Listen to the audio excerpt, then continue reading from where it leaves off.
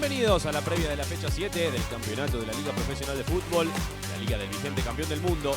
En este show les prometemos rankings, la mejor información, estadísticas y partidos inolvidables. El domingo por la tarde, River recibirá a Godoy Cruz. A continuación, Boca visitará Banfield. Por su parte, San Lorenzo y Defensa y Justicia, los dos líderes del certamen, se medirán el sábado. Gimnasia, Talleres. En este programa también presentaremos en sociedad a Julián Fernández, uno de los pibes que brilla en Vélez, mientras que en la sección de leyendas disfrutaremos de los mejores goles. Diego Lato.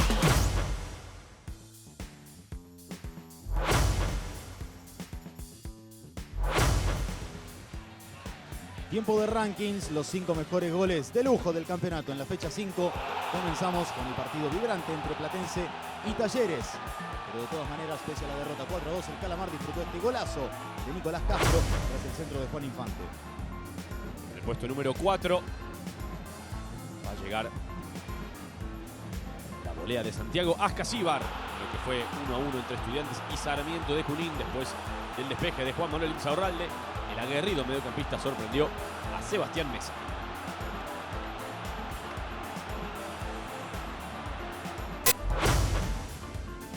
En el puesto 3, otra vez Platense, en este caso un tacazo de Nicolás Cerveto, pero en el valioso 2-1 ante Independiente en Avellaneda.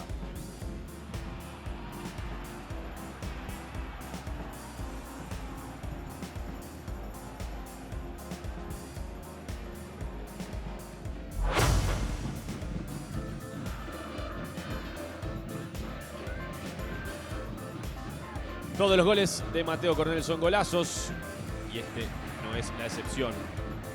Desmarque tras el pase de Guillermo Acosta y la definición por encima de Facundo Cambeses. Gol que dio la victoria al Decano frente a Banfield.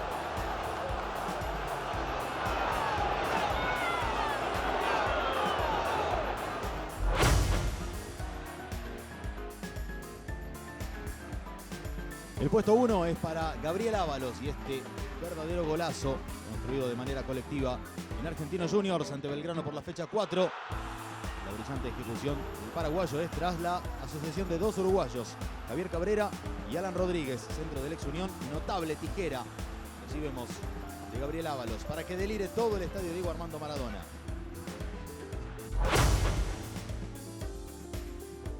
El domingo por la noche, Boca se presentará en el estadio Florencio Solá con la intención de conseguir un nuevo triunfo en el certamen. El conjunto de Hugo Ibarra, que viene de empatar 5 goles ante Defensa y Justicia, suma 11 puntos y se ubica a 2 de los líderes.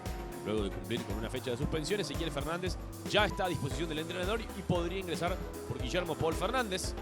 Sin victorias hasta el momento, Banfield se situó en el último puesto de la tabla con apenas 3 puntos. En la jornada anterior, el equipo de Javier Sanguinetti cayó 1-0 frente a Atlético Tucumán.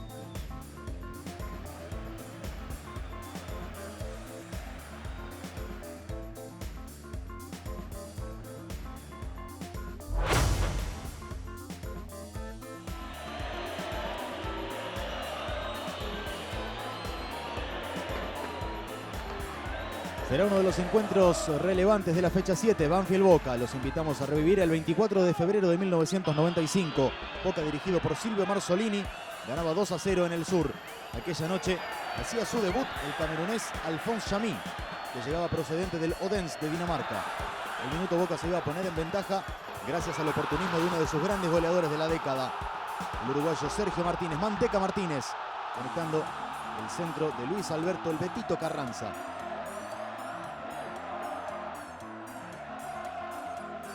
Y el centro de Carranza y el cabezazo de Manteca Martínez, inolvidable goleador de Boca entre 1992 y 97. A los 23 del complemento,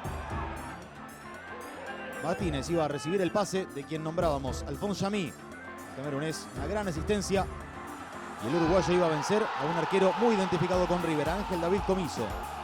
El ex delantero de Peñarol y Nacional, los dos gigantes de Uruguay, marcaría 9 goles en ese torneo. Pese al gran arranque, Boca sufrió derrotas inesperadas y terminó cuarto, a 6 puntos del campeón, que era San Lorenzo.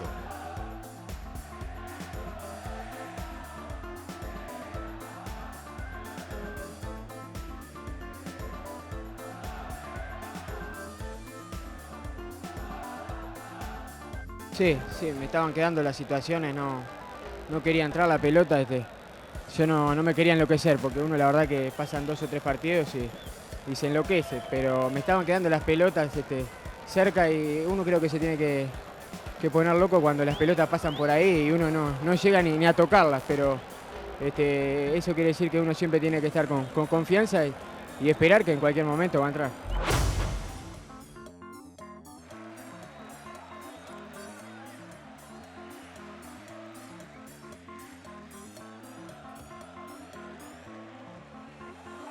Banfield sorprendió a Boca el 17 de noviembre de 1996 por la fecha 13 de la apertura. Aquel partido fue el último de Carlos Fernando Navarro Montoya en el arco Geneise y el primero de Cristian Luchetti. El arco del taladro a los 7 minutos del primer tiempo. Walter Lema colocó la pelota por arriba del mono para poner en ventaja el conjunto local. Dirigidos por Óscar López, iban a llegar al 2-0 a los 34 tras el pase de Víctor Hugo Delgado.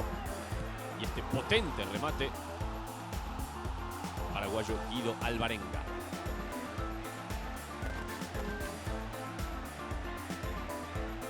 Habilitación de Delgado, casi los 3 dedos. Remate de Alvarenga. Boca no ofrecía garantías en defensa y Banfield consiguió el tercero a los 32 del complemento. El tiro libre de Lema, el cabezazo de Juan Raúl Arce. Apenas segundos más tarde, Javier Castrilli iba a sancionar penal y el gol de Sebastián Rambert para el Banfield 3, Boca 1. El equipo de Carlos Salvador Vilardo fue la gran decepción de aquel campeonato, reforzándose con más de 20 jugadores y no pasando del 10º puesto. Y yo jugué atrás y bueno, cometí errores que nunca tal vez en Huracán había hecho. Jugué nervioso, la verdad fue uno de mis peores partidos de que estoy en primera.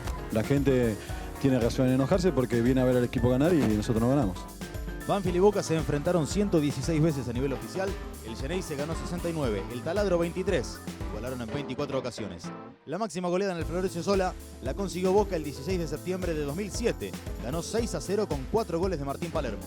El último antecedente data del 1 de julio del 2022 por la Liga Profesional de Fútbol. Banfield logró un inolvidable 3-0 en la Bombonera con 2 goles de Ramiro Enrique y 1 de Juliano Galopo, hoy de gran presente en el Sao Paulo de Brasil.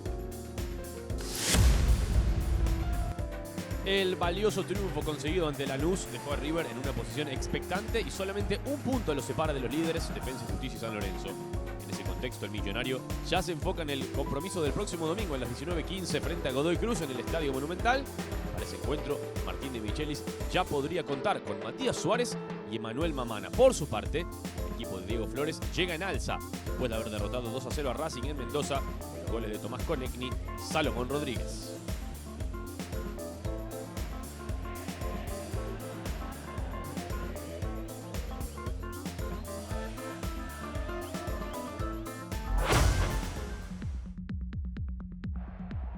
En la previa de River Godoy Cruz nos metemos en el archivo. Nos vamos al 8 de octubre de 2012.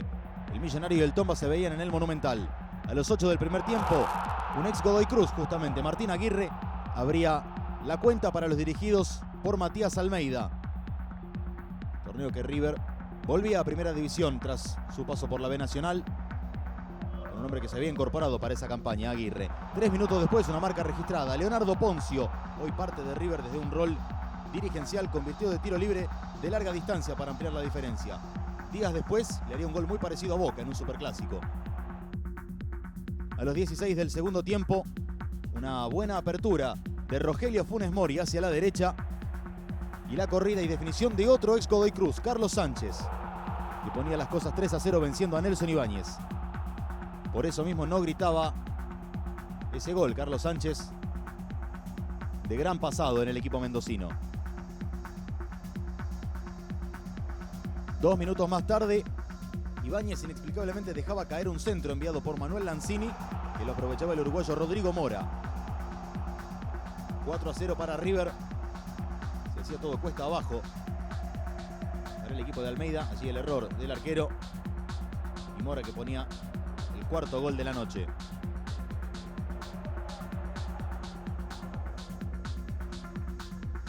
La frutilla del postre llegaría a los 30 del complemento y otra vez de la mano de Carlos Sánchez.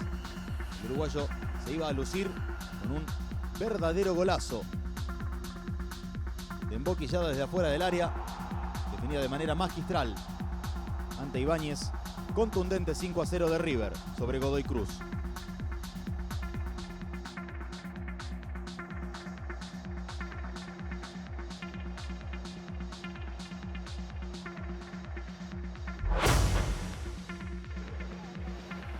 Seguimos recordando encuentros entre River y Godoy Cruz. Ahora el más reciente entre ambos, disputado en el Monumental por la fecha 7 en el campeonato de 2022. En los 20 minutos del primer tiempo, este zurdazo de Martín Ojeda, letal para vencer a Franco Armani. Luego del chequeo del VAR por un cobro inicial de offside, el gol fue correctamente convalidado.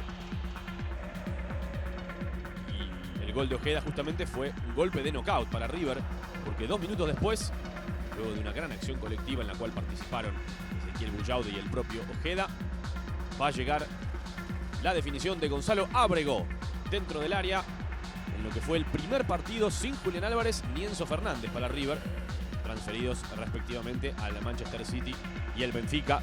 River cayó como local frente a Godoy Cruz.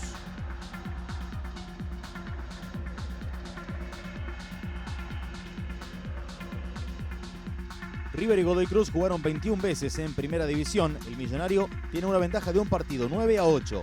El Tomba lo venció 6 veces en Buenos Aires.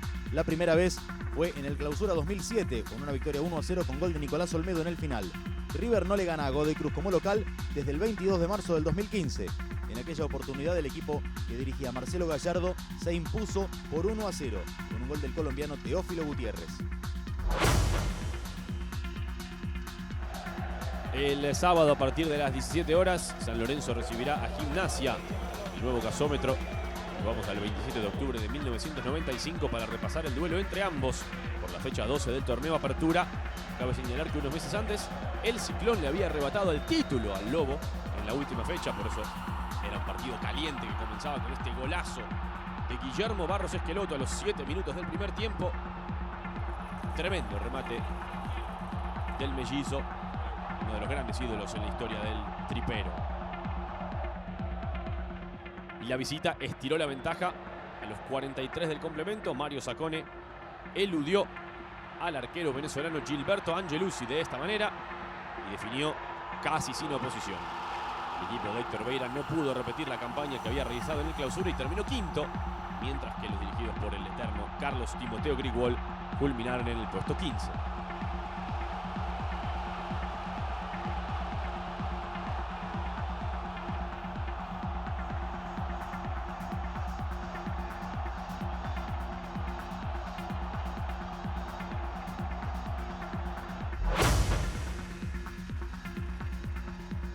El domingo por la tarde Racing y Sarmiento se medirán en Avellaneda.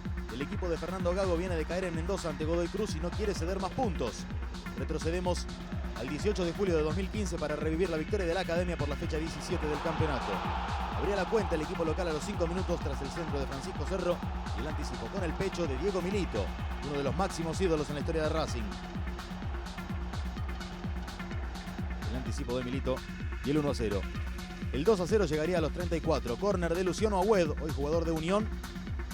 Y la cesión de Luciano Lolo para el gol de Washington Camacho, el uruguayo que derrotaba a César Rigamonti, el arquero de Sarmiento que llega tras ser eliminado de la Copa Argentina por Chaco Forever en la semana.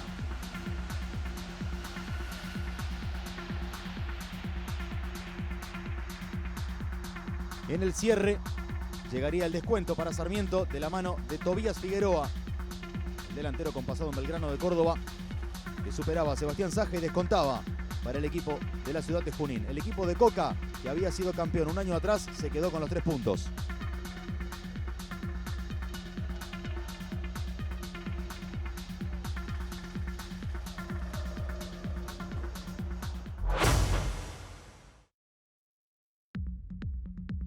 El ciclo de Abel Balbo como técnico de Estudiantes apenas duró 6 fechas y ya tiene reemplazante, Eduardo Domínguez. Este domingo debutará justamente frente a Huracán en La Plata y gracias a la magia del archivo les ofrecemos un antecedente a puro gol que se llevó a cabo el 16 de junio de 1996 por la fecha 13 del Clausura. Ya veíamos el 1-0 convertido por Martín Palermo, ni más ni menos, anticipando a Humberto Bátimos. Y el segundo tanto llegó por intermedio de Oscar Cravioto, nada que hacer para Marcos Gutiérrez.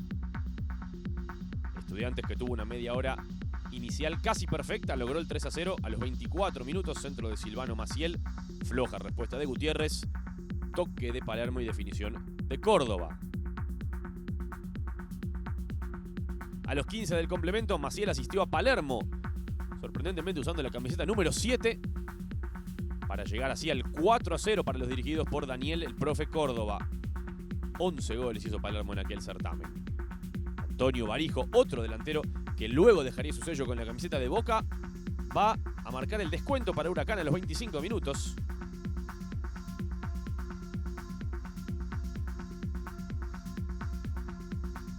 Allí la definición del Chipi en el inicio de su recordada carrera. A los 33, Francisco Lamolina vio falta de Darío Silenzi contra Barijo y cobró penal. Pedro Barrios fue el encargado y de esta manera acortaba aún más la diferencia.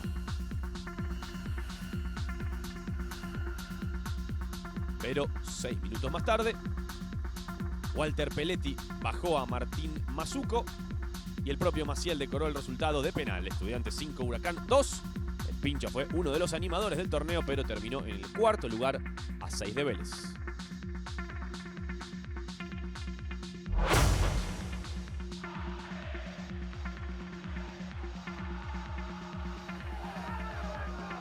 Con el regreso estelar de Ricardo Gareca, sacudiendo a Vélez, el Fortín se mide el lunes por la noche ante Platense. Viajamos en el tiempo al 12 de mayo de 1996 en el Amalfitani, un partidazo.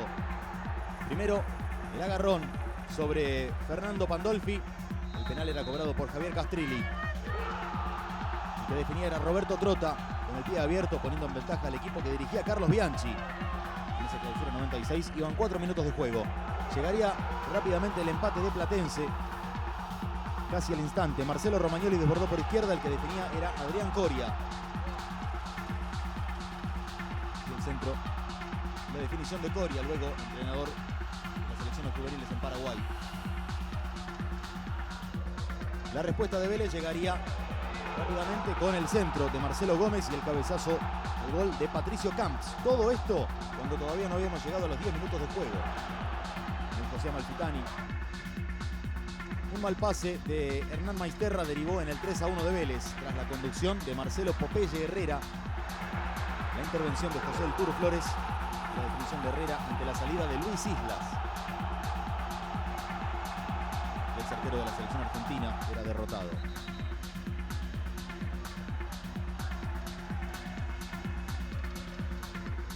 A los 14 del complemento, otra vez lastimaba Platense, nuevamente de la mano de Coria, para ponerle suspenso al partido con este zurdazo al segundo palo.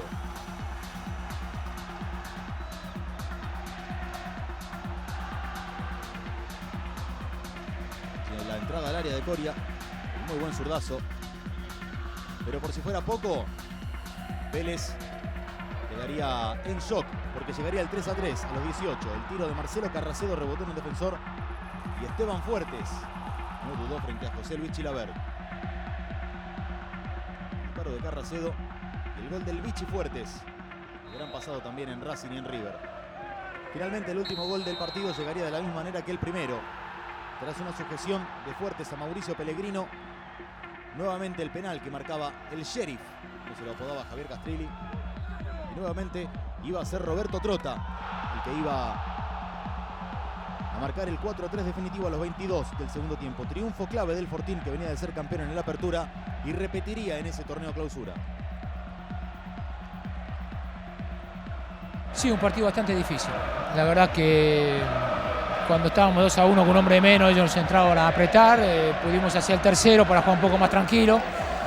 Y yo después tal vez en el segundo tiempo seguí jugando tácticamente igual. Y creo que tal vez ahí me equivoqué un poco, porque tuve un poco demasiados sentimientos.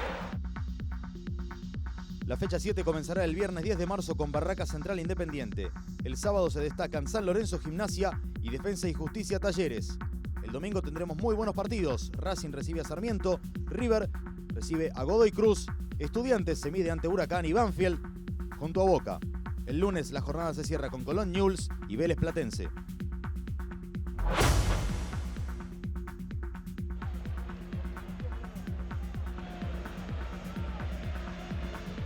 Vélez cuenta con una de las mejores divisiones inferiores del fútbol argentino. Una prueba de ello es la reciente transferencia de Máximo Perrone al Manchester City, dirigido por Pep Guardiola. Otro de los chicos con mucho futuro es Julián Fernández, que viene de brillar en el 2-1 del Fortín frente a Talleres en el estadio Mario Alberto Kempes.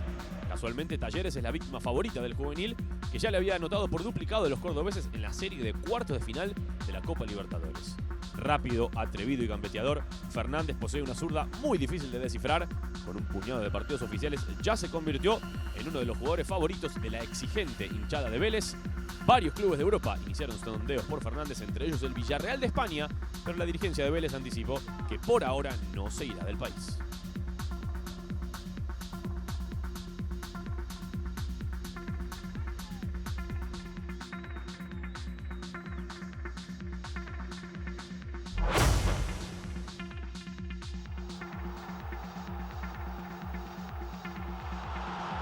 Nuestra leyenda de esta semana es Diego Fernando Latorre, que debutó en Boca en 1987 y tuvo 2 ciclos en el club. Gambetita era especialista en hacer goles en partidos importantes. Ahora repasamos 10 grandes goles de Diego Latorre y comenzamos con el agónico tanto que le marcó a Ferro el 7 de mayo de 1989 en el último minuto. Latorre conectó el centro de Jorge Comas y le dio el triunfo al conjunto Geneise.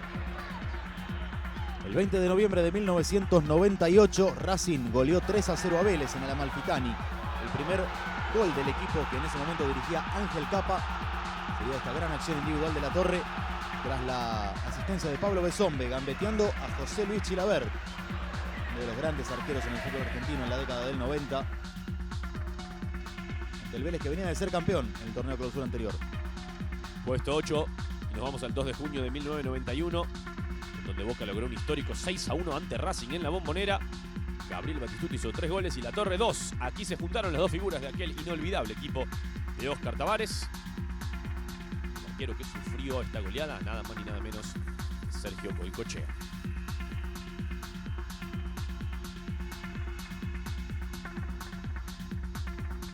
El debut de Latorre con la camiseta de Racing no podía ser de otra manera. El 8 de agosto de 1998, con este gran tiro libre, marcó uno de los goles de la Academia en una victoria 4-2 ante Talleres de Córdoba, que volvía a Primera División. Fue directo al puesto 7. Con un doblete de Latorre, Boca rescató un valioso 2-2 en el Monumental. El 3 de mayo de 1992, en el inicio del Superclásico, aprovechó un error de Jorge Higuaín, eludió a Ángel Comiso y se lo dedicó a la parcialidad de River.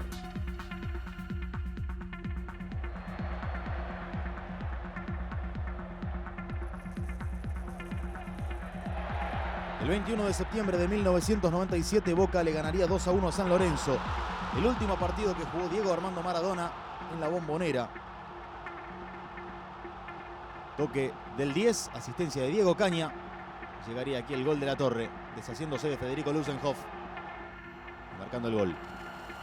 El 6 de junio de 1990, Boca derrotó 1-0 Independiente en Avellaneda, obtuvo la liguilla y se aseguró un cupo en la Copa Libertadores. El héroe de la noche fue Latorre, con este bombazo que resultó el gol de la victoria.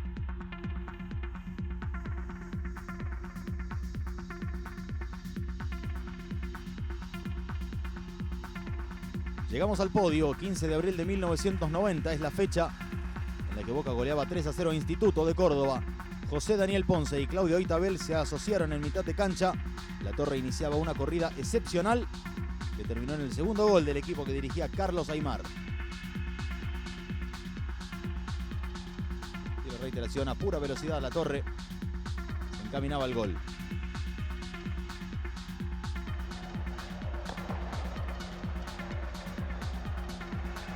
Volvemos al 21 de septiembre de 1997. Luego del pase del peruano Norberto Liñol Solano, Latorre sacó a pasear a Luis Fernando, venció a Oscar Pacet y recibió un abrazo Diego Maradona en la celebración. Un gol Latorre para el recuerdo.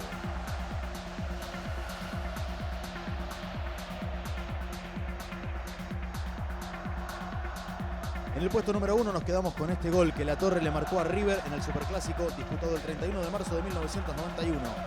bombazo desde media distancia tras la cesión de Antonio Apud. Boca con ese gol ganaría 1-0 en la Bombonera.